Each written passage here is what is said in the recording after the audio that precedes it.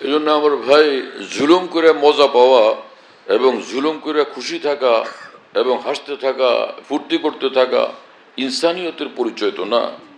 যে জান্নাতের পথ পরিষ্কার রাখতে চায় তার চরিত্র তো এমনটা হওয়া চাই না। মাদ্রাসাগুলোর মধ্যে বহু জায়গাতে, হেফজখানা, নাজরাগুলোতে বিশেষভাবে ছোট ছোট বাচ্চাদেরকে এমনভাবে মারধর করা হয়, এটা কি ইনসানিয়ত? এটা কোরআন সুন্নাহর শিক্ষা না ইসলামের শিক্ষা? কোথা থেকে এগুলো পয়দা হলো? এমনভাবে নির্দয়ভাবে, নিষ্ঠুরভাবে পিটানো হয় যে গরু ছাগলকে যেভাবে পিটানো হয়। এগুলো কেন হবে? এগুলো বন্ধ করা উচিত। এগুলো বন্ধ করার ব্যবস্থা গ্রহণ করা উচিত। যারা বাচ্চাদেরকে মহব্বতের সাথে পড়াইতে পারবেন না, আর এরকম পশুর মতো নির্দয় নিষ্ঠুরভাবে এবং শত্রুর মতো, চোর ডাকাতের মতো পিটাইতে থাকবেন, এ সকল মানুষদের উচিত মাদ্রাসার থেকে বের হয়ে খেত খামারে কাজ করা। এদের মাদ্রাসার এলমে দ্বীনের এবং কোরআন সুন্নাহর শিক্ষকের দায়িত্ব পালন করার যোগ্যতা এদের মধ্যে নাই। খেত খামারে গিয়ে কাজ করা উচিত। সেখানে যদি আপনি কাজ করেন, আপনি হালাল উপার্জন করবেন এবং দ্বীনের উপর চলবেন, জান্নাতে চলে যাবেন। কিন্তু এই ছোট বাচ্চাদের উপর জুলুমের কারণে তো জাহান্নামে যাওয়া লাগবে, তাই না? এবং মাদ্রাসার যারা দায়িত্বশীল জিম্মাদার, তাদের এই ব্যাপারে কঠোর ব্যবস্থা গ্রহণ করা উচিত, কোনোভাবে যেন এগুলো ঘটতে না পারে।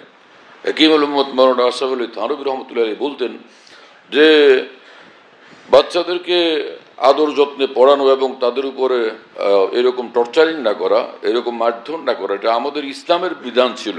সেগুলো এখন খ্রিস্টান দুনিয়া নিয়ে গেছে। তাদের স্কুল, কলেজ, ভার্সিটি কোনো জায়গাতে মারধর করার কোনো অধিকার নেই, কোনোই অবকাশ নেই, কোনোই সুযোগ নেই। এটা অত্যন্ত কঠিন অপরাধ, দণ্ডনীয় অপরাধ। তো আমাদের যেটা ছিল সেটা তারা নিয়ে গেছে, আর আমরা এরকম অধপতনের শিকার হয়ে গেছি। আমরা মুসলমানরা বলি আমরা অধপতিত কেন? আমাদের দোষে আমরা অধপতিত। মাওলানা শাহ আবরুল হক সাহেব রহমতুল্লাহ আলাইহির এক রেসালা আছে, যার মধ্যে তিনি বলছেন এই গত সারা পৃথিবীতে মুসলমানরা আজকে নির্যাতিত, আমরা কাঁদতে থাকি, চিৎকার করতে থাকি, স্লোগান দিতে থাকি। তিনি বলেন যে এর দ্বারা সমাধান হবে না। সমাধান একটা, সেটা হলো আমাদের সব মুসলমানকে সেই মহান আল্লাহর হুকুমের অধীন হওয়া লাগবে, আল্লাহর আনুগত্যের অধীন হওয়া লাগবে, সুন্নত শরীয়তের অধীন জীবন যাপন করতে হবে। যদি আমরা সেই পথে ফিরে আসি তো সমগ্র দুনিয়ার দুরবস্থার পরিবর্তন ঘটবে। আল্লাহ তাআলা আমাদেরকে সেই পথে ফিরবার তৌফিক দান করেন। তিনি বিভিন্ন দেশের নাম নিয়ে বলছিলেন যে অমুক দেশ আজকে অবহেলিত, নির্যাতিত, দুশ্মনদের দ্বারা আক্রান্ত। তিনি বলেন যে সবটার জন্য আমরা নিজেরা দায়ী। এবং তিনি এই কথাও বলছিলেন, যাদের জন্য কাঁদেন তাদের কাছে গিয়ে দেখেন যে তাদের কি অবস্থা, শরীয়ত সুন্নত থেকে কত দূরে তারা সরে গেছে। তা আল্লাহকে নারাজ করে আল্লাহর এই পৃথিবীতে সুখে থাকা কিভাবে সম্ভব হবে?